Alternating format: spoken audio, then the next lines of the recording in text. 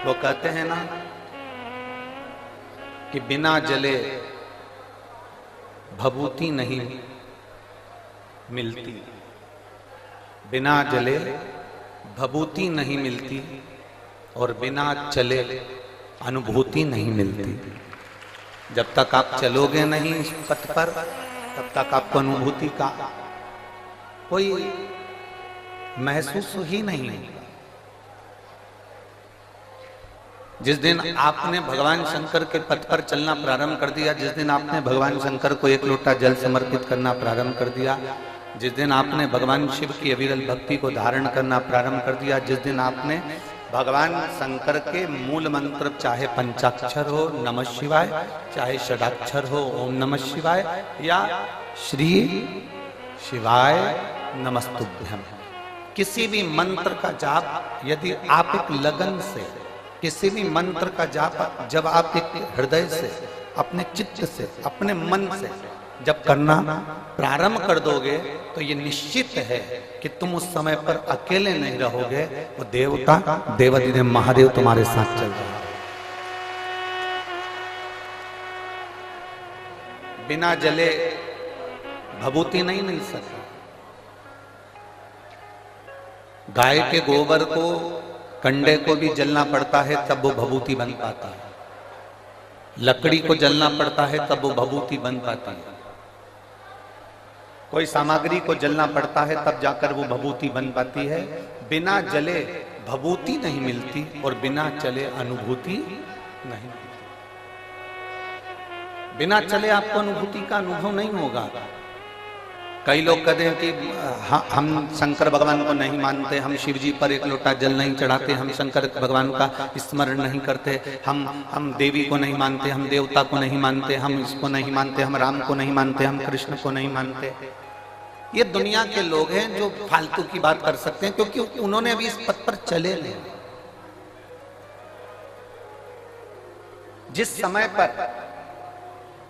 एक साधारण मनुष्य इस पथ पर चलना प्रारंभ कर देता है तब उसको मालूम पड़ जाता है कि शंकर का शिव नाम है क्या, श्री शिवाय नमस्तुभ्यम में है क्या, भगवान शंकर की विरल भक्ति में है क्या, भगवान के भजन में है क्या, तब उसको ज्ञात होने लगता है। बिना चले अनुभूति नहीं हो सकती। आप इस पथ पर जब चलेंगे, आप जब शंकर जी के मंदिर जाना प्रारंभ करेंगे, आप जब शिव जी को एक लोटा जल चढ़ाना प्रारंभ करेंगे, आप जब भगवान शंकर का गुणगान करना प्रारंभ करेंगे, आप जब भगवान शिव की अविरल भक्ति को धारण करना प्रारंभ करेंगे, आप जब श्री शिवाय नमस्तुभ्यम मंत्र बोलना प्रारंभ करेंगे, आप जब एक बेलपत्री उठाकर भगवान शंकर पर चढ़ी हुई खाना प्रारंभ करेंगे, तब तुम्हें अनुभव होगा कि इस पथ पर चलने का लाभ क्या होता है, भगवान शंकर की भक्ति का लाभ। शिवलिंग को केवल शिवलिंग मत मानो। भगवान शंकर के शिवलिंग को केवल शिवलिंग मानने की गलती ना करिए। भगवान शंकर के शिवलिंग को केवल शिवलिंग ना समझिए। तुम्हारे घर में जो भगवान शंकर का लिंग विराजमान है, भगवान शंकर का शिवलिंग विराजमान है, उसको केवल शिवलिंग मत समझिए। उसको केवल शिवलिंग समझने का प्रयास ना करिए। भगवान शंकर का अगर शिवलिंग आपके घर में विराजमान है, भगवान शंकर का शिवलिंग आपके घर में शिवालय में विराजमान है, भगवान शंकर का शिवलिंग आपके घर के पास में कोई मंदिर में विराजमान है, भगवान शंकर का शिवलिंग यदि आपके नजदीक में विराजमान है, तो ये समझ लेना कि वो शिवलिंग नहीं है, वो शंकर का केवल शिवलिंग नहीं है। ये समझ लेना कि कोई बड़ा, दुनिया का सबसे बड़ा हॉस्पिटल तुम्हारे घर के अंदर और तुम्हारे घर के नजदीक में विराजमान।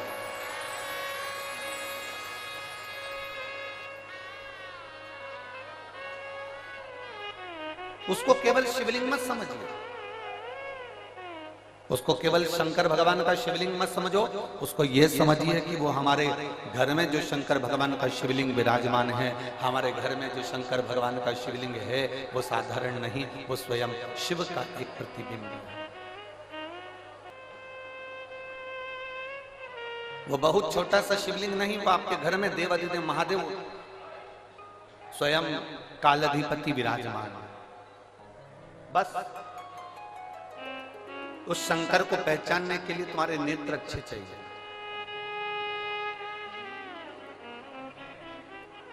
सब्जी बनाने से पहले,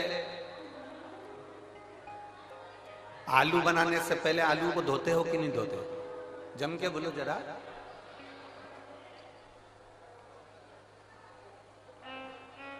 बैंगन बनाने से पहले बैंगन को धोते हो कि नहीं धोते हो? बोलते जाओ जरा जल्दी जल्दी। धोते हो। लौकी बनाने से पहले लौकी को धोते हो कि नहीं धोते हो? धोते हो ना।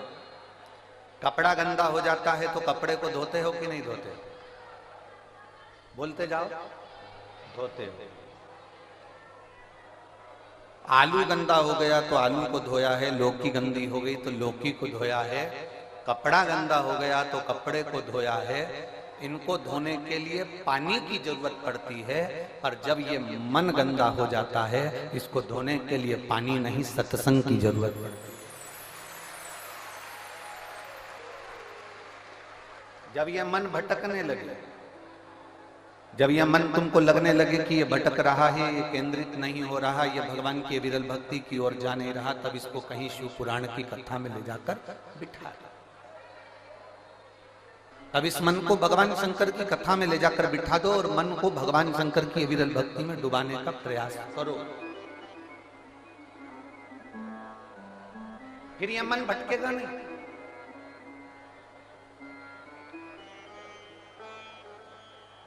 अगस्त ऋषि की एक कथा थी।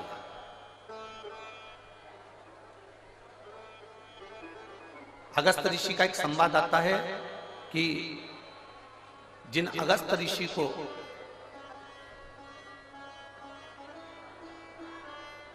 जिन्होंने पूरे समुद्र को चुल्लू में भरकर पी लिया,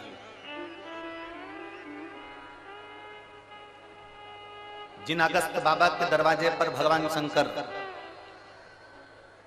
माता सती को लेकर कथा सुनने के लिए जाते हैं। रामचरितमानस में अगस्त ऋषि का संवाद आता है, स्कंद पुराण में अगस्त ऋषि का संवाद आता है, शिव महापुराण में अगस्त ऋषि का संवाद आता है, विष्णु पुराण में अगस्त ऋषि का संवाद आता है।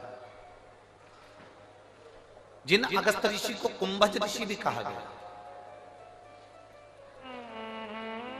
जिनके दरवाजे पर भगवान शंकर माता सती को ले जाकर कथा सुनवाने के लिए पहुंचते हैं, वो अगस्त ऋषि का जन्म कैसे हुआ? वो अगस्त ऋषि ने कोई बहुत बड़ा तप करा था जो अगस्त ऋषि बन गए?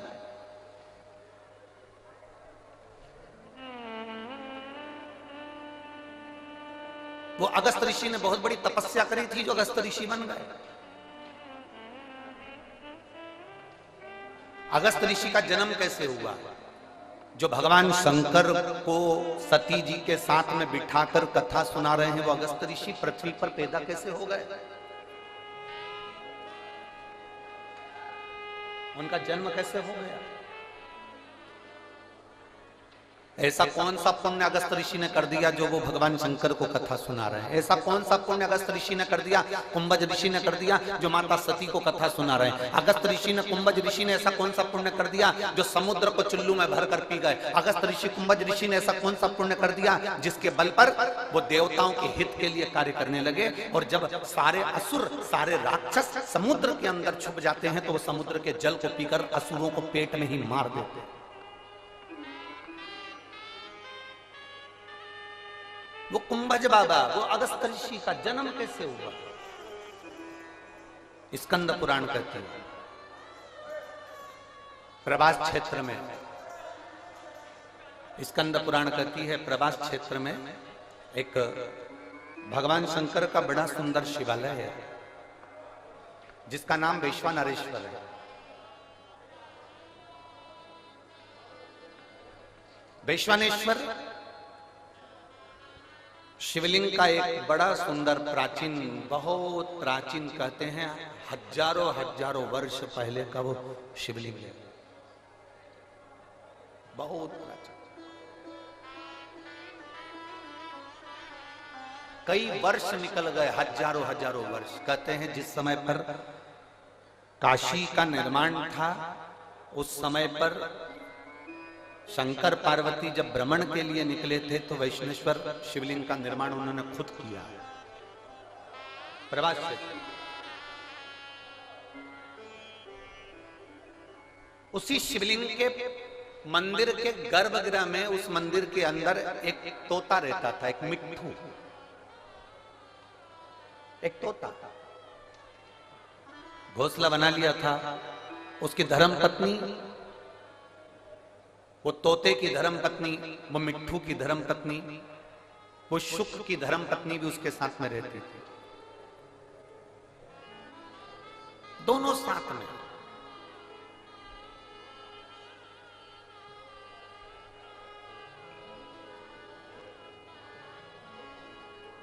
रोज प्रतिदिन वो तोता, वो शुक्र, वो पक्षी उड़कर जाता, घास का एक तिनका उठाकर लाता और अपना घोंसला बनाता जाता। वो तोती, वो शुक्र की पत्नी, वो भी जाती, घास का एक तिनका उठाकर लाती और अपना घोंसला बनाती रहती। पति पत्नी ने दोनों ने मिलकर घोंसला तैयार करा, घूमते आते जाते, बस वो एक तिनका उठाकर लाते और घोंसला तैयार करते, और घोंसला तैयार करते करते करते करते उस घोंसले में रहना चालू कर दिया उन्होंने।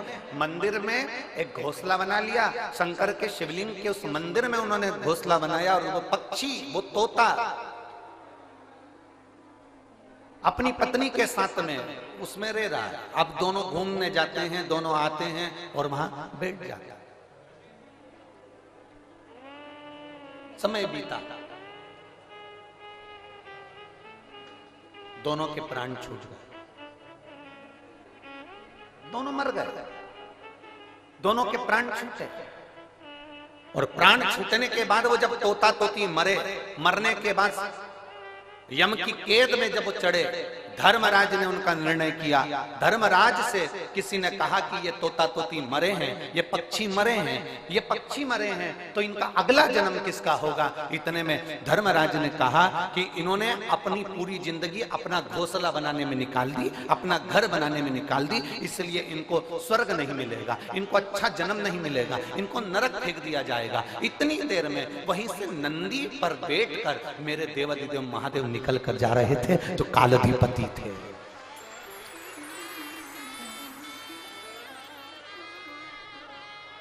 मेरे देवाधिदेव महादेव निकल कर जा रहे थे, जो कालाधिपति थे। उन्होंने जो तोता तोती को देखा तो पहचान गए कि ये मेरा तो वैष्णवेश्वर, मेरे शिवलिंग के पास में इन्होंने घोंसला बनाया था, और ये मेरे शिवलिंग के आसपास में परिक्रमा करते थे। जब भी उड़कर आते थे, मेरे शंकर के मंदिर में चारों तरफ घूम के फिर अपने घोंसले में जाते थे। मंदिर में आते थे, फिर घूमते थे, फिर घोंसले में जाते थे, फिर घूमते थे, फिर घोंसले में जाते थे। ये पक्षी घूम घूम कर मेरी परिक्रमा करता था। शंकर भगवान ने कहा, यह कोई साधारण पक्षी नहीं है, इसने मेरे शिवलिंग की परिक्रमा करी है, मेरे शिवलिंग के आसपास घूमा है, इसलिए साधारण मनुष्य नहीं बनेगा, ये साधारण जीव नहीं बनेगा, ये नरक का भोग नहीं भोगेगा, ये पृथ्वी पर जाकर एक ब्राह्मण और ब्राह्मणी के रूप में जन्म लेगा, और साधारण जीव ये जन्म नहीं होगा। और महाराज, इसकी पत्नी का नाम लोपामुद्रा होगा, और ये जो पृथ्वी पर जन्म लेगा, ये साधारण मनुष्य नहीं होगा, इसका नाम अगस्त ऋषि होगा। अगस्त ऋषि। अब जरा विचार करिएगा, शंकर भगवान के शिवलिंग के ऊपर चारों तरफ घूम रहा है, तो पक्षी अगस्त ऋषि का जन्म पा लेता है।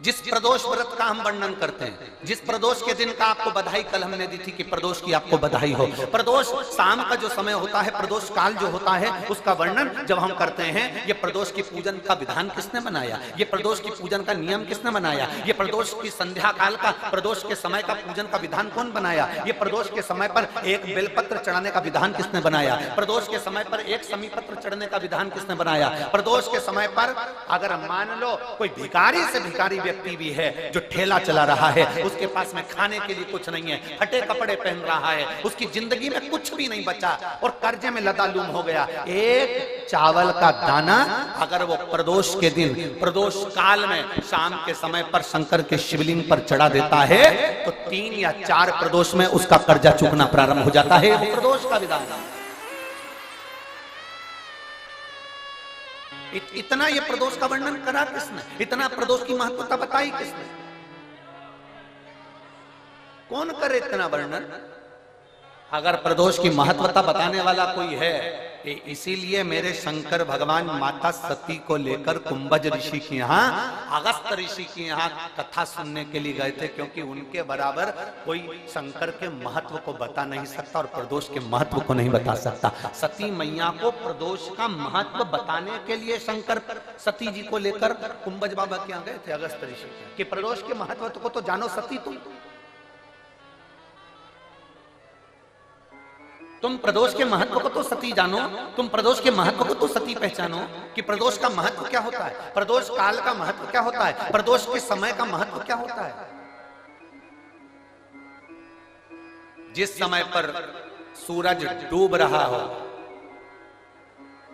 चंद्र प्रकाशित हो रहा हो, दोनों का मेल हो रहा हो, ना तो पूरा सूरज डूबा है, ना पूरा चंद्र आया है, ना पूरा अंधेरा है, ना पूरा उजाला है, उस समय को प्रदोष काल कहा गया, उस समय को प्रदोष का समय कहा,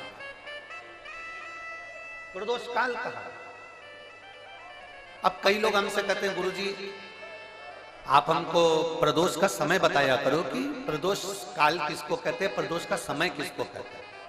अब एक बात हम आप सबसे कहना चाहते हैं, जितने लोग आस्था चैनल पर सुन रहे हैं, जितने फेसबुक यूट्यूब पर सुन रहे हैं और जितने रेवाड़ी की इस पवित्र धरा पर कथा को सुन रहे हैं, आप सबसे एक बात कहना चाहेंगे, अगर हम समय देखकर बताएं आपको कि शाम को 6 बजे, 6:30 बजे, 6:30 पे लेकर 7:30 के बीच में ये समय है, या 5:30 से लेकर 6:30 तक का ये समय है, या हम तुमको बोल दें कि इतनी बजे ये समय प्रदोष काल का रहेगा या इतनी बजे ये समय रहेगा, तो देखिए कभी कभी ठंड का समय आता है तो दिन जल्दी ढल जाता है, कभी कभी गर्मी का समय रहता है तो दिन बहुत लेट ढलता है। इसलिए समय की गणना से मत चलो, आप तो ये अंदाजा लगाकर रखो कि दिन ढल रहा हो,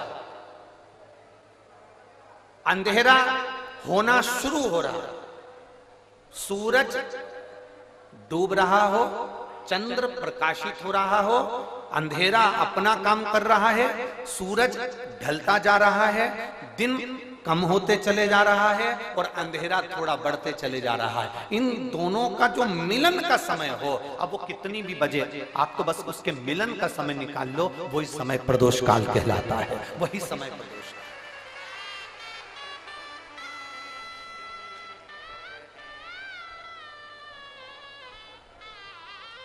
अब प्रदोष काल की पूजन का विधान किसने बनाया? कोई आपसे पूछे तो क्या बताओगे? जम के बोलो जल्दी से, कौन ने बताया था? अगस्त ऋषि। सबसे पहली प्रदोष की पूजन कौन ने करी थी? अब कोई आपसे पूछे तो आपको उत्तर देना है। 12 ज्योतिर्लिंग में से एक ज्योतिर्लिंग है ओमकारेश्वर। कौन सा ज्योतिर्लिंग है? सब बोलो। ओमकारेश्वर। बिंद नामक पर्वत पर वो ज्योतिर्लिंग विराजमान। एक बार देवऋषि नारद भ्रमण करते करते बिंद पर्वत पर आ गए। अब नारद जी का तो काम तुमको सबको मालूम ही है ना। नारद जी का काम तो मालूम है ना सबको। क्या काम है उनका? दुनिया के लोग कहते हैं नारद जी का काम है चुगली करने का, पर शिव महापुराण की कथा कहती है नारद जी का काम चुगली करने का नहीं है। नारद जी का काम किसी व्यक्ति को अग्नि प्रज्वलित कर कर, किसी व्यक्ति में आग प्रज्वलित कर कर, किसी व्यक्ति के हृदय को जलाकर भगवान की भक्ति को प्रकट करने की सामर्थ्यता देवर्षि नारद। लोग कहते हैं नारद जी का काम चुगली करने का है, लोग कहते हैं नारद जी का काम निंदा करने का है। निंदा करने का नहीं, निंदा के माध्यम से भगवान की भक्ति प्रकट करना। किसी के अंदर इतनी जलन उत्पन्न कर देना कि वो तप करने बैठ जाए, किसी की इतनी बड़ाई कर देना कि वो भगवान की भक्ति से जुड़ जाए। ये देवर्षि नारद का काम। दुनिया के लोग, दुनिया के कथाकार कहते हैं कि देवर्षि नारद निंदक है, देवर्षि नारद चुगलखोर है, देवर्षि नारद निंदा करते हैं। ये दुनिया के लोगों ने एक पक्ष देखा। अगर दूसरा पक्ष देखते तो मालूम पड़ता कि देवर्षि नारद निंदक नहीं है। देवर्षि नारद जो देवर्षि नारद हैं वो चुगलखोर नहीं है। देवर्षि नारद अपनी वाणी से किसी के अंदर अग्नि उत्पन्न कर कर उसको इतना अंदर से जला देते हैं कि वो भगवान को प्राप्त करने के लिए फिर कुछ ना कुछ प्रयास कर ही लेता है। जब जब देवर्षि नारद ने निंदा करी, जब जब देवर्षि नारद ने चुगली करी, तब तक देवता को प्रकट होना पड़ा।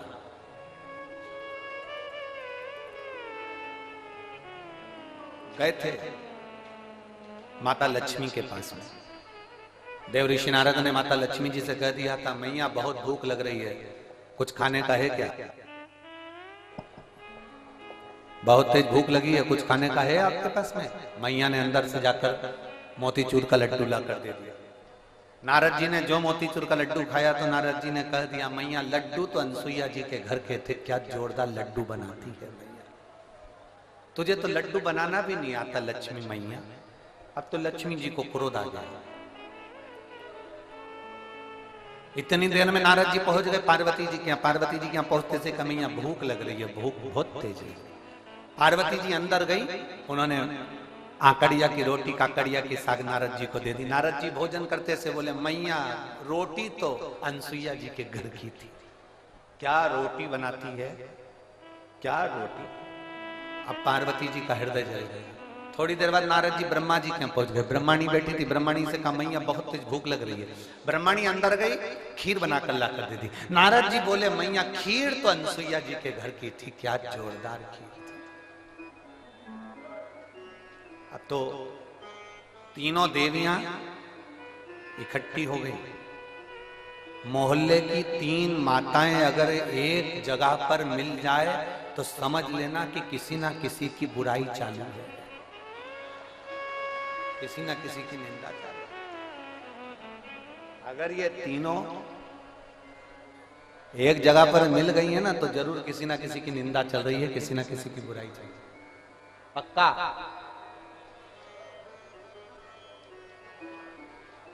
इकट्ठी हो गई तीनों देवियों ने आपस में विचार करा कि अपन तो परेशान हो गए नारद जी के कारण। अनसुईया अनसुईया अनसुईया अनसुईया, ऐसा क्या अनसुईया में? अपने अपने पतियों को परीक्षा लेने भेज दो। ब्रह्मा विष्णु महेश तीनों परीक्षा लेने के लिए चले। और जैसे ही ब्रह्मा विष्णु महेश परीक्षा लेने के लिए चले, परीक्षा लेने के लिए जैसे ही चल दिए, इतने में तीनों दरवाजे पर पहुंचकर भिक्षा मांग रहे हैं। माता भिक्षाम दे, माता भिक्षाम दे, माता भिक्षाम दे। अनसुईया जी बाहर निकल कर आई और माता अनसुईया जब बाहर निकल कर आई और माता अनसुईया जी ने जो दर्शन किया, दर्शन करते से ही माता अनसुईया जी ने पूछा, देवताओं आपको क्या चाहिए? तो कि भिक्षा चाहिए। अनसुईया जी अंदर गई, पात्र में थोड़ी सी भिक्षा लेकर आई, अन्न का दान देने लगी। इतने देर में जब अन्न का दान देने लगी तब उसी समय पर अनसुईया जी जब अन्न का दान दे रही थी तब तीनों देवताओं ने खड़े होकर कह दिया, हमको भिक्षा ऐसे नहीं चाहिए,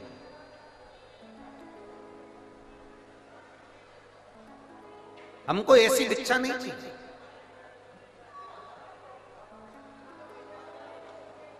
हमको ये भिक्षा नहीं, तो तुमको कैसी भिक्षा चाहिए? ब्रह्मा विष्णु महेश ने कहा, क्योंकि इनको देवियों ने कहा था कि जब भिक्षा मांगने जाना तो अनसुईया जी से कहना कि वस्त्र उतार कर भिक्षा देने के लिए, वस्त्र। अब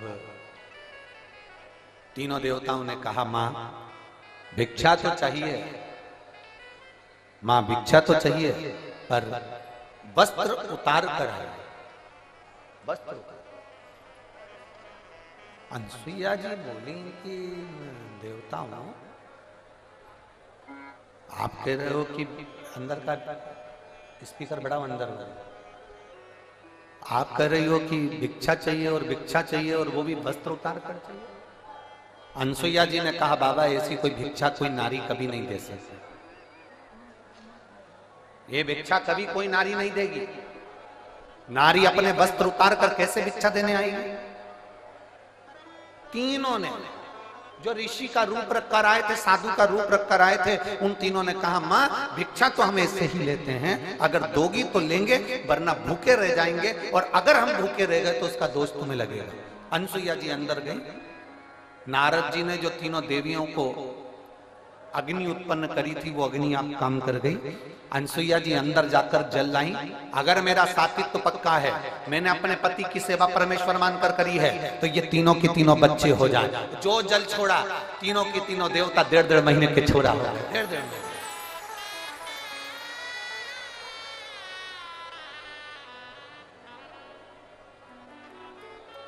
अंत ऋषि थे। अनसुईया जी ने विश्वकर्मा जी का ध्यान कर कर चंदन का पन्ना बनवाया, रेशम की डोरी लगवाई, तीनों देवताओं को उसमें विराजमान कर दिया, तीनों देवताओं को उसमें विराजमान कर दिया।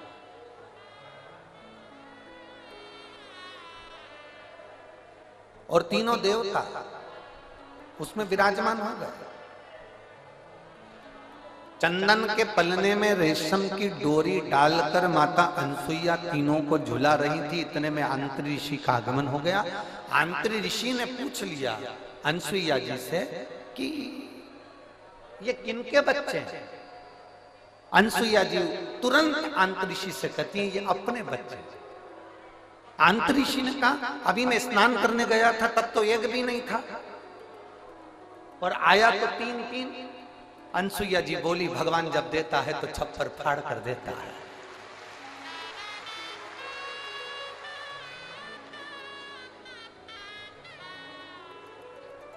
और माता अनसुईया ने डाल दिया पालना, बन कर के झूल रहे 3 देवता। झूल। अब नारद जी का काम देखिए। दुनिया के लोग कहते हैं नारद निंदा करते हैं, दुनिया के लोग कहते हैं नारद चुगली करते हैं। अगर नारद नहीं होते तो चंद्र प्रकट नहीं होते, अगर नारद नहीं होते तो दुर्वासा प्रकट नहीं होते, अगर नारद नहीं होते तो दत्तात्रेय भगवान प्रकट नहीं होते, अगर नारद नहीं होते।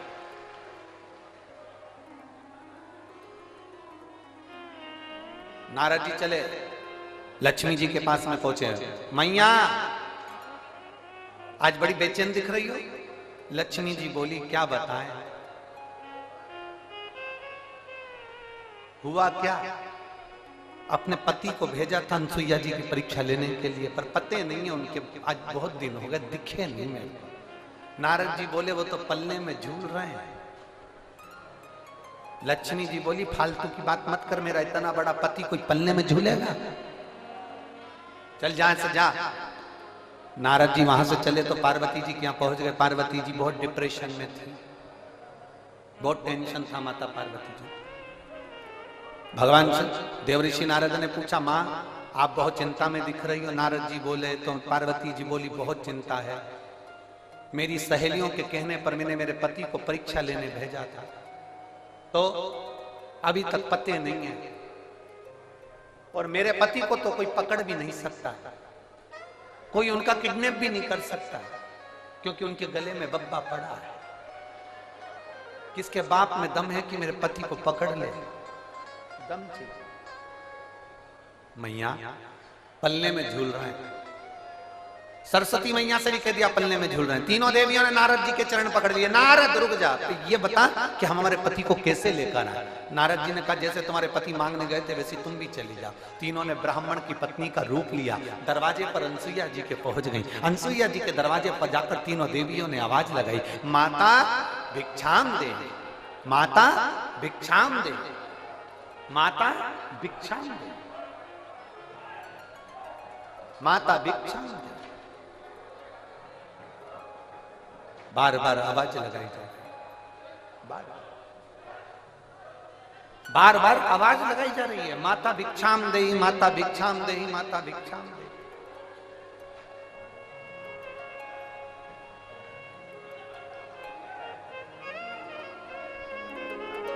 बार बार आवाज लगाई और जैसे ही आवाज लगाई पार्वती मैया निकल, अनसुईया मैया निकल कर बाहर आई। जो अनसुईया मैया निकल कर बाहर आती इतने में अंतरीषी ने आवाज लगाई, अनसुईया कहां जा रही हो। अनसुईया रुक गई, दरवाजा बंद है, तीनों देवियां बाहर। लक्ष्मी ने पार्वती से कहा, पार्वती जरा देखो तो अंदर अपने पति हैं भी कि नहीं है। पार्वती जी ने सरस्वती से कहा तुम अंदर झांक कर देखो पति अंदर है कि नहीं है। सरस्वती मैया दरवाजे में एक छोटी सी सरंग थी, पतली सी सरंग, उस सरंग में से सरस्वती अंदर झांक कर देख रही थी। इतने में पीछे से देवऋषि नारद जी आकर बोले, मैया तुम दूसरे के घर में झांकी हो ना, आज से पृथ्वी पर जितनी माता है ना इनकी भी आदत बदल जाएगी। ये जब भी कपड़ा सुखाने ऊपर जाएगी तो पड़ोसी की छत जरूर ढाक के आएगी।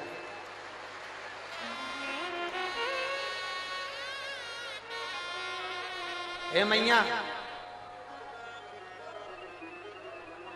होली पे दिवाली पे अपने यहाँ पर पपड़िया बनी कि नहीं बनी, गुजिया बना कि नहीं बना, मठरी बनी कि नहीं बनी, चकली बनी कि नहीं बनी, अपने घर पर अचार डला कि नहीं डला, अपने घर पर कुछ काम हुआ कि नहीं हुआ, इनको कोई मतलब नहीं रहेगा। पड़ोसी क्या जरूर देखेगी तूने क्या बनाया, उससे जरूर। दिवाली पर अपने यहाँ रंगोली डली कि नहीं डली से मतलब नहीं है, पर पड़ोसी की रंगोली जरूर देखेगी उसने कौन सी बनाई। क्योंकि माँ आप झांकी हो, आप झांकी हो, इसलिए ये गुण आ जाएगा। लोग जब सुना, थोड़ी देर बाद माता अनसुईया जी ने दरवाजा खोला। जैसे दरवाजा खोला तीनों देवियां चरणों में पड़ गई। तीनों देवियां, अंतरीषि ने अनसुईया जी से पूछा ये कौन है। अनसुईया जी बोली ये अपनी बहुएं हैं। अंतरीषि बोले बेटे इत्ते से बहु साथ साथ हाथ। इतने में तुरंत अनसुईया जी ने तीनों से कहा तुम्हारे ससुर जी हैं, पांव पड़ो, पांव पड़ो जल्दी से। तीनों देवियों ने अंतरीषि के चरण छुए। अंतरीषि ने अनसुईया जी का हाथ पकड़ा और एक कोने में ले जाकर पूछा, अनसुईया पागल हो गई है, बेटे इत्ते से और बहू लिया साथ साथ हाथ की, तुझमें अक्ल वकल नहीं है क्या? बिल्कुल भी।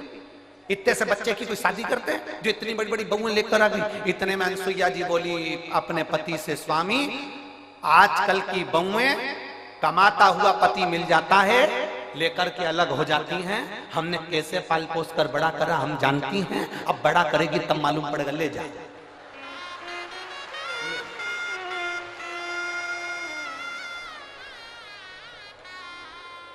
अब तीनों देवियां तीनों देवताओं को देखकर टेंशन में आ गई। लक्ष्मी जी बोली मेरा कौन सा है, और पार्वती जी बोली मेरा कौन सा है, सरस्वती जी की मेरा कौन सा है। तीनों एक एक बच्चे को उठाती हैं, घुमा घुमा के देखती हैं। बाबा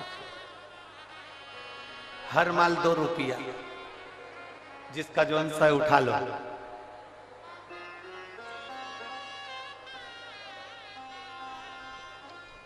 अब उठाएं किसको? लक्ष्मी जी सबसे पहले बोली कि देखो सबसे पहले मैं विद्वान भी हूं और चतुर भी हूं और मैं अपने पति को छांट सकता हूं। जो ज्यादा विद्वान होता है, जो ज्यादा चतुर होता है, सब्जी के ठेले पे वही सड़ी हुई भिंडी लेके आता है।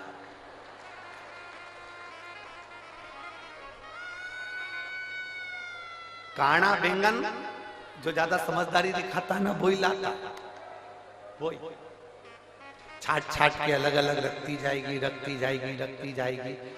सब्जी वाला इससे ज्यादा चतुर होता है, उसने कहा रख ले तू, अलग छाट छाट के रख। इसने जैसी अलग छाट के रखा, थैली में भरा, भरने के बाद थैली इधर बाजू में रख दी और जो सड़ा हुआ था उसकी थैली उसके हाथ में टिका दी।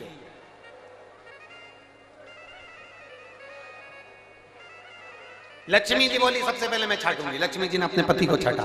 जो छाटने बैठी लक्ष्मी जी तो भगवान ब्रह्मा जी को उन्होंने अपनी गोदी में उठा लिया और ब्रह्मा जी को गोदी में उठाकर बोली ये मेरे पति हैं। उनको जो हाथ में लिया, इतनी देर में तो अनसुईया जी को हंसी आ गई। अनसुईया जी को हंसी आई, उन्होंने कहा रुको, इन तीनों को वापिस सुलाओ। जमीन पर सुलाया।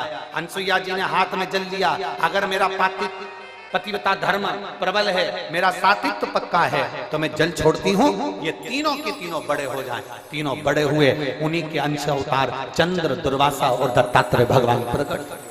तो महापुराण की कथा कर रही है। देवऋषि नारद विंध्य पर्वत के पास में जाकर कहते हैं, विंध्य तुझ में और सुमेरु पर्वत में बहुत अंतर है। विंध्य तो इतना विशाल नहीं है जितना सुमेरु पर्वत विशाल है। अब विंध्य पर्वत को तो क्रोध आ गया। जब विंध्य पर्वत को क्रोध आया तो विंध्य पर्वत ने विचार करा कि अब कुछ भी हो जाए, मुझे इतना ऊंचा बनना है, इतना ऊंचा बनना है कि देवता तक मेरा पर्वत की श्रृंखला पहुंचे। अब मुझे इतना ऊंचा जाना है, अब मुझे इतना ऊंचा पहुंचना। विंध्य ने अपना विस्तार करा, सुमेरु पर्वत से भी ऊंचा विंध्य पर्वत पहुंच गया।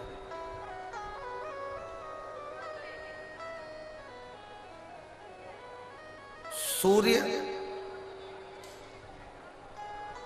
के अश्व चलते चलते थोड़ा अंधेरा हो रहा था। सूर्य अपना प्रकाश कम कर रहे थे और उस समय पर जाकर सूर्य के अश्व को विंध्य पर्वत के घोड़ों ने, विंध्य पर्वत के शिखर ने सूर्य के घोड़ों को रोक दिया, अश्व को रोक दिया। बहुत सावधानी से सुनना, यह कथा अभी तक हमारे मुखाग्रविंद पर कभी नहीं आई, परंतु ये प्रदोष की सबसे पहली पूजन, प्रदोष काल में सबसे पहली पूजन प्रदोष की कौन ने करी थी और कब करी गई थी, वो कथा चल रही। यदि कोई आपसे पूछेगा तो आप भी बता सकते हो कि हमने ये कथा ऐसे ऐसे प्रदोष की श्रवण करी।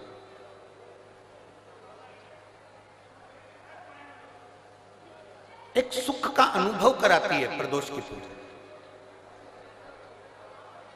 एक पत्र है, देखिए।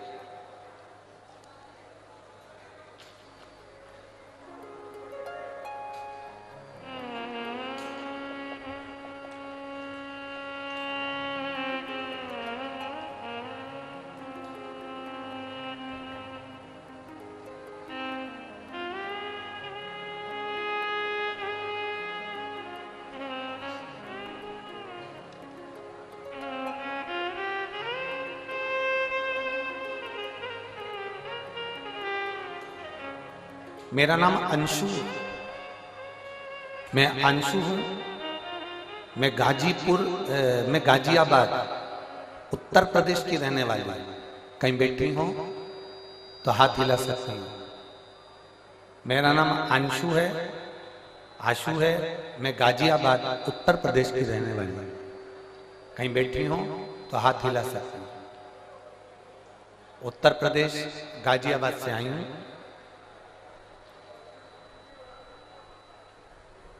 गुरुदेव, मेरी छोटी बेटी के जन्म के बाद मेरी छाती से दूध बहना बंद नहीं हुआ। जब मेरी छोटी बेटी का जन्म हुआ, जन्म होने के बाद से मेरी छाती से दूध बहता है।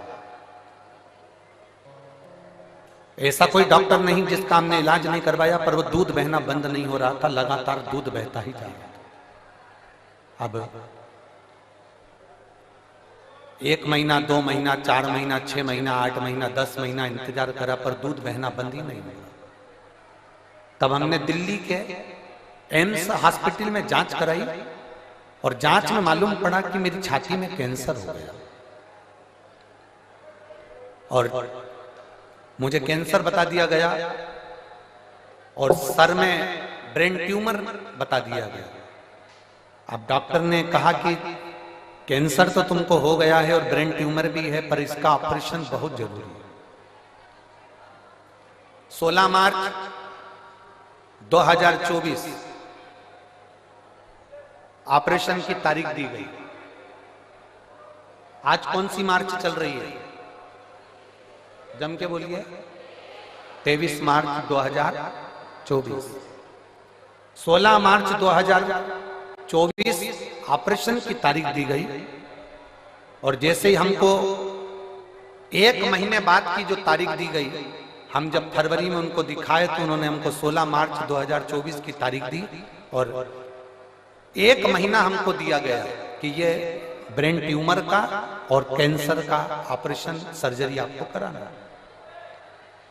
हम दिल्ली के एम्स हॉस्पिटल से वापस आ गए, घर गए। घर पर जाकर हमारे परिवार वालों ने कहा अपन हॉस्पिटल में तो दिखा कर आ गए, अब एक काम करते हैं कि अपन सब लोग मिलकर सीहोर चलते हैं और कुबरेश्वर बाबा की वहां कंकर शंकर की पूजन करेंगे, वहां से अपन मांगकर रुद्राक्ष ले आएंगे। गुरुदेव, उस समय पर रुद्राक्ष मिल रहा था, केवल रुद्राक्ष वितरण बंद होने में 2 दिन रह गए थे, तभी हम सीहोर पहुंच गए और वहां से हमने कंकर शंकर की पूजन कर कर वहां से रुद्राक्ष ले लिए। रुद्राक्ष लेकर हम घर आ गए। 20 दिन लगातार उस रुद्राक्ष को पानी में गलाया, शिवजी को चढ़ाया और उस पानी को पीना प्रारंभ करा। एक बेलपत्री शंकर जी को चढ़ी हुई खाना प्रारंभ किया। शंकर जी के मंदिर में झाड़ू पोछा लगाना प्रारंभ किया। दूसरी बार हम एम्स के हॉस्पिटल में 16 मार्च के दिन ऑपरेशन के लिए हम दिल्ली पहुंच गए। हम दिल्ली जब 16 मार्च के दिन ऑपरेशन के लिए गए, हमारी वापस जांचें प्रारंभ हुई और जांच प्रारंभ होते से हमने बाबा से बस प्रार्थना करी थी, बाबा अगर मेरी रिपोर्ट नील आ जाएगी ना, मेरा ऑपरेशन नहीं होगा ना, तो जहां भी तेरी कथा होगी मैं वहां पहुंच जाऊंगी। बाबा की ऐसी कृपा हुई गुरुदेव। हम एम्स हॉस्पिटल में पहुंचे 16 मार्च के दिन। एम्स हॉस्पिटल में हमें ऑपरेशन की तारीख दी गई और हम जांच कराने के लिए जैसे ही अंदर गए, डॉक्टर ने हमारी रिपोर्ट देखकर आश्चर्य में पड़ गया कि तुम्हारा कैंसर तुम्हारे शरीर में नहीं है और तुम्हारा कैंसर समाप्त हो चुका है। मैं बाबा को नमन करने के लिए यहाँ पर आई हूँ। मेरे बाबा ने मुझे बचा लिया और मेरे शरीर में कैंसर नहीं निकला। जिस डॉक्टर ने मुझे कैंसर बताया था उसी ने बाद में मना कर दिया। मैं बाबा को धन्यवाद देने। कहीं बैठी हैं क्या? अगर कहीं बैठी हो, आशु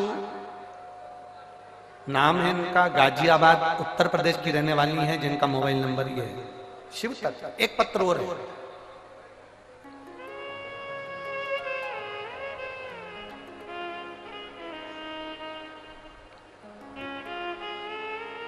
प्रियंका, जिला बिजनौर, ग्राम झीरन की रहने वाली हूं। प्रियंका जी कहीं बैठी हो तो हाथ हिला सकती हैं। प्रियंका, मेरा नाम प्रियंका है, मैं जिला बिजनौर, ग्राम झीरन की रहने वाली हूं। कहीं बैठी हो तो हाथ हिलाइए। आप ही हैं? श्री शिवाय नमस्ते। मेरा पुत्र यथार्थ, जिसकी उम्र 7.5 वर्ष का है, आया हुआ है क्या बेटा? आया? लिया लिया लिया।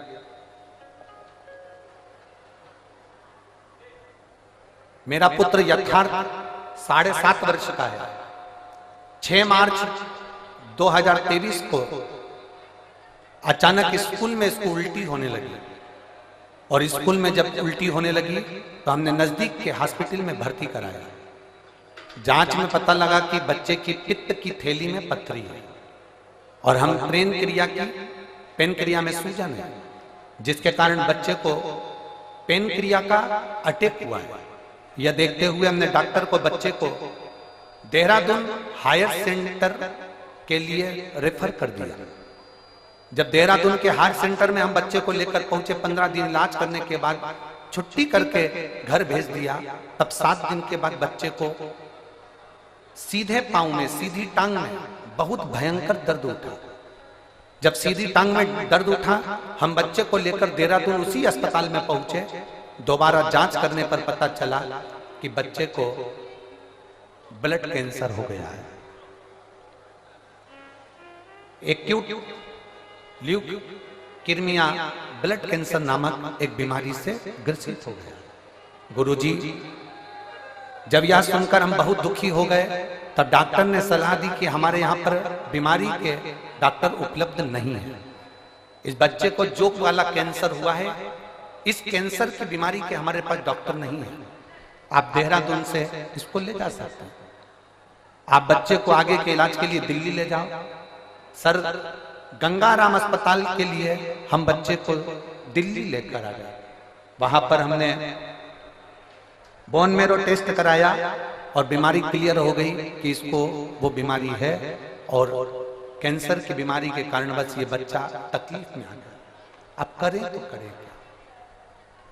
डॉक्टर ने कहा दवाई देकर देखते हैं, अगर ठीक हो जाए, थोड़ा बहुत अंतर आ जाए तो ठीक है, नहीं तो ये बीमारी, इसको जो कैंसर हुआ है, इसका इलाज सरल नहीं है। बच्चे की स्थिति में सुधार होना बहुत कठिन हो गया। जब बच्चे की स्थिति में सुधार नहीं आया, तब हमने पशुपतिनाथ का व्रत करना प्रारंभ करा, और पशुपतिनाथ का व्रत करते करते ही बच्चे को ना जाने कितनी समस्याएं सामने आकर खड़ी हो गई। कहीं उसका बीपी गड़बड़ हो रहा है, कहीं उसका दिमागी दौरा पड़ने लगा, शुगर का लेवल गड़बड़ हो गया, उसको डेंगू हो गया। पशुपति व्रत तो चल ही रहे थे गुरुजी, और उसके साथ में बच्चे को ये तकलीफें और बढ़ गई। अब करे तो करे क्या? इतने घबरा गए। हमने सोचा था कि बच्चे को पशुपति व्रत करेंगे तो थोड़ा सा रोग समाप्त होगा, पर इसको तो बीपी भी हो गया, दिमागी दौरा भी गड़बड़ हो गया, शुगर का लेवल भी गड़बड़ हो गया, डेंगू भी हो गया, और इसको बार बार हॉस्पिटल में भर्ती कराना पड़ रहा था।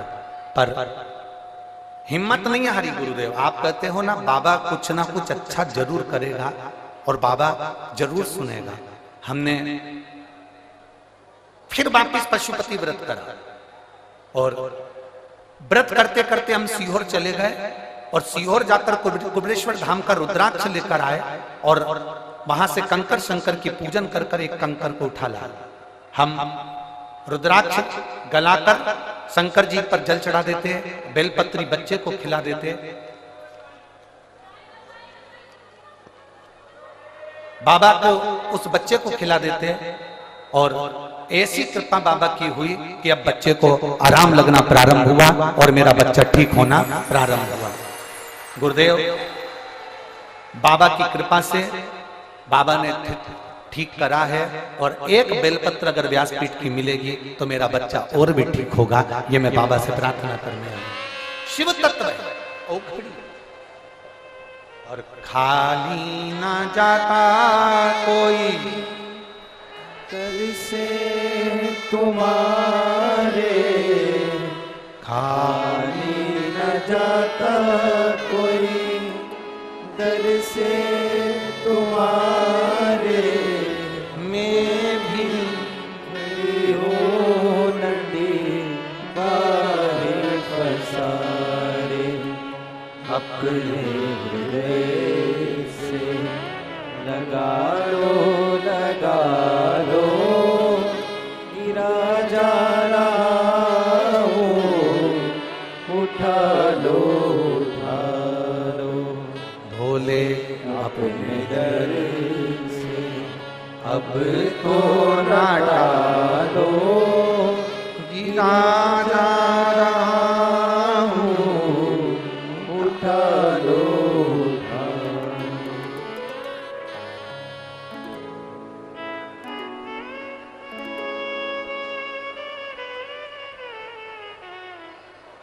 एक पत्र और बड़ा अच्छा है। शहर चरखी, दादरी, जिला दादरी, हरियाणा।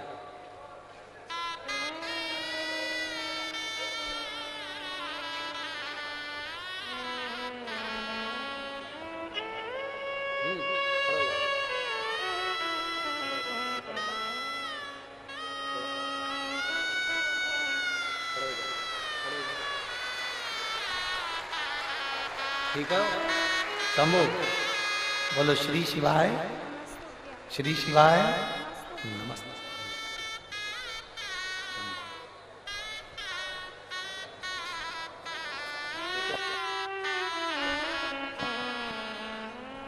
पहले से आराम है।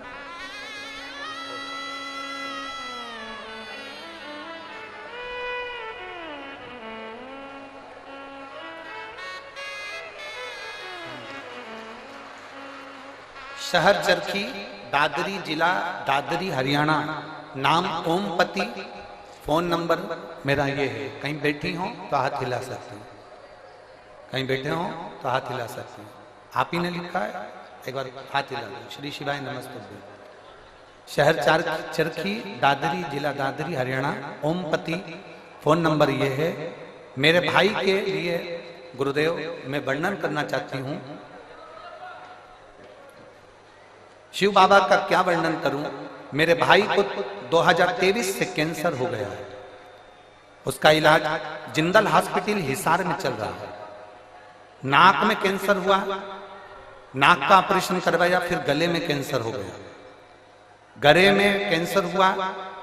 2 साल से मैं आपकी कथा सुन रही हूं।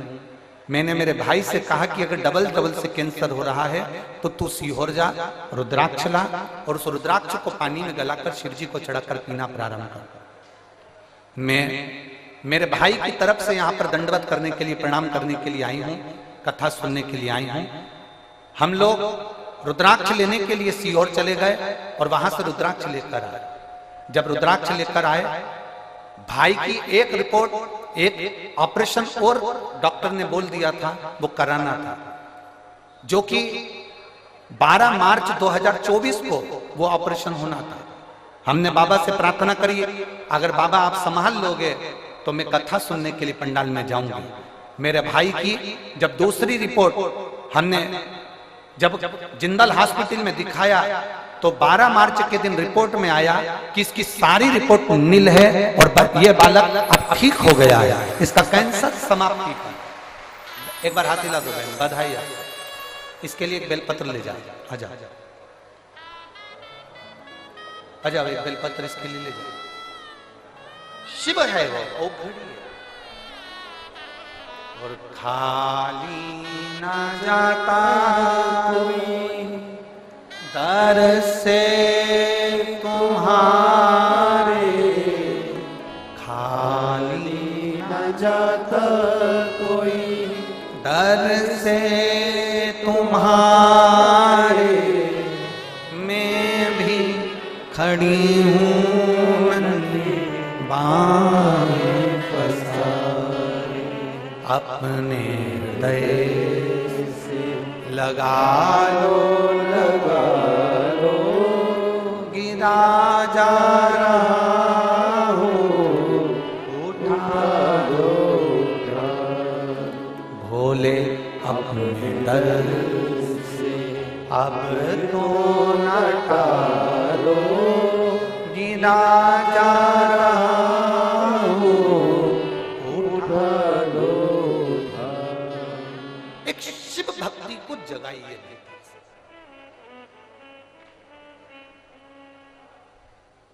एक लोटा जल सारी समस्या का हल है। जिस दिन विश्वास से, भरोसे से, दृढ़ता से आप शंकर जी के मंदिर में एक लोटा जल चढ़ाने लगोगे, भरोसा रखकर जिस दिन बेलपत्र को खाने लगोगे,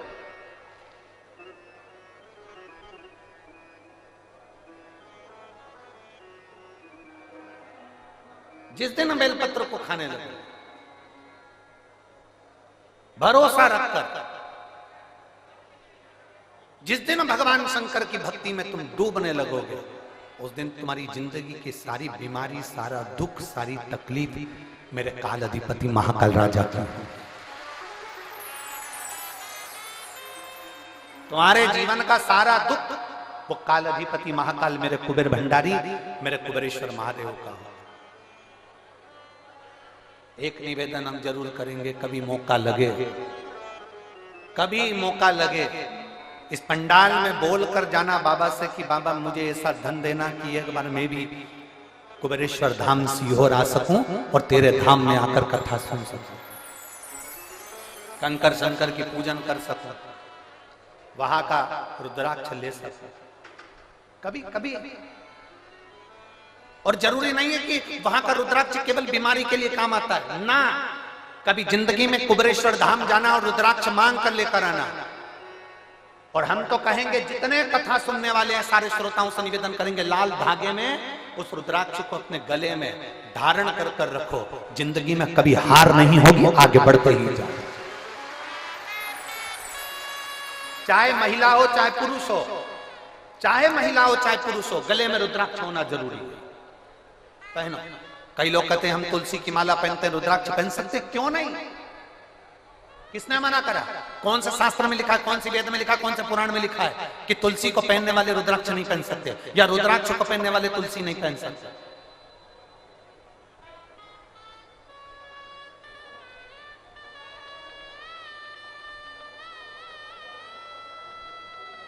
तुलसी यदि नरक से छुड़ाकर बैकुंठ भेज सकती है, तो रुद्राक्ष रोग से मुक्त कराकर तुम्हें अपने हॉस्पिटल से घर भेज सकता है। एक रुद्राक्ष, और वो रुद्राक्ष नहीं है, वो मेरा शंभु है, वो मेरा शंकर, मेरा ओघड़ी, मेरा त्रिकालदर्शी, मेरा कैलाशी, मेरा विनाशी।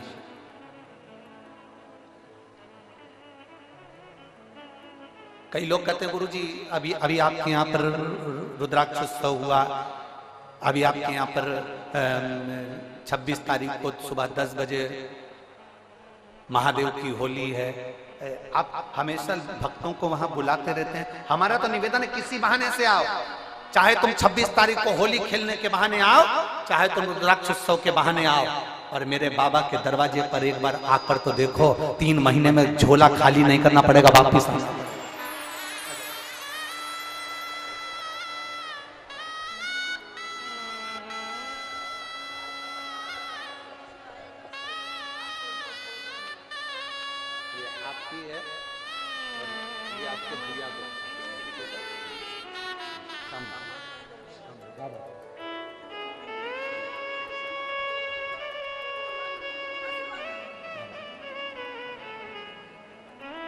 एक बार आप किसी भी बहाने से पर कुबेर भंडारी के दरवाजे पर आओ।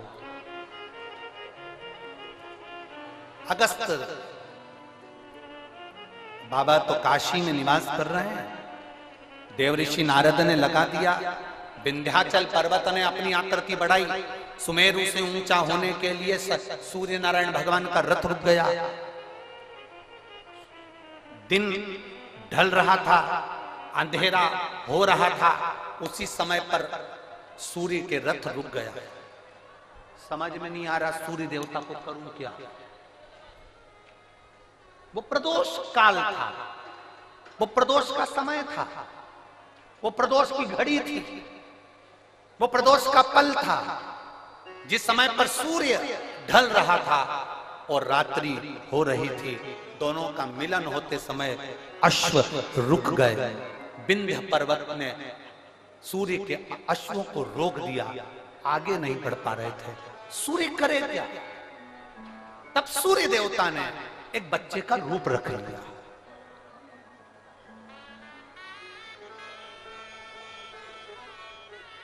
ये दुनिया के लोगों को मालूम होना चाहिए कि पहला प्रदोष का उपास व्रत, प्रदोष की पूजन किसने करी है। ये आपकी आराधना में, आपकी चित्तवृत्ति में आना चाहिए